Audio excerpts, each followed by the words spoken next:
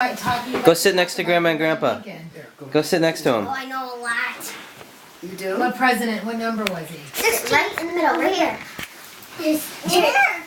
Over here. You want to hear another Just story? like I'm sitting over here. Right. Where's Zoe? You want to hear another story I about think it's your Zoe. great-grandmother? No? Okay.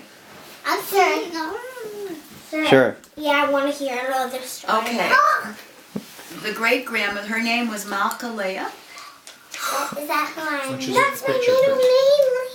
Malkalea, yeah. Is that who She was I a am? very remarkable lady. She had a lot of energy, and she had a lot of courage.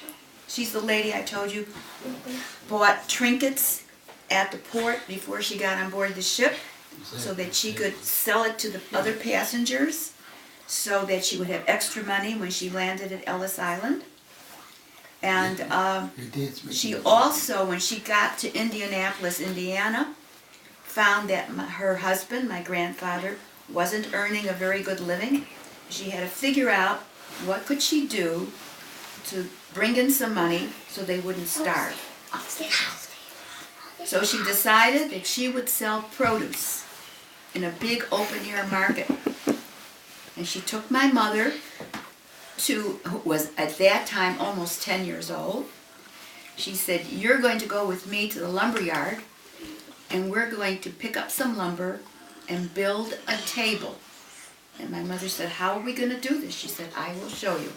So they walked through the town. She left the other children in the house with the second oldest child, and they went to the lumber yard.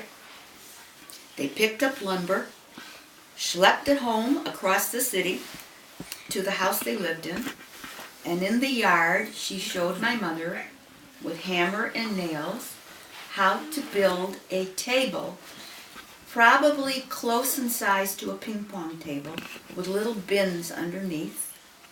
And she had farmers pass her house by, and she would make a deal with them how much she could buy produce from them, like lettuce and tomatoes and cucumbers and all kinds of vegetables, and she would put it in the bins of the table. But first they had to drag the table to this open-air market.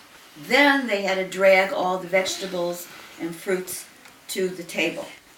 And every day she would take my mother with her, with the other children, and in order to keep the fruit and vegetable fresh, it was the job of the children to sprinkle the vegetables with a sprinkling can. Not like in the supermarket today when it's sprayed electronically. So they had to keep sprinkling the lettuce and the tomatoes so it wouldn't rot. And every night they would drag the table inside so it wouldn't get, the produce wouldn't get stolen and it wouldn't get rotten. And that's how she made extra money, the hard way.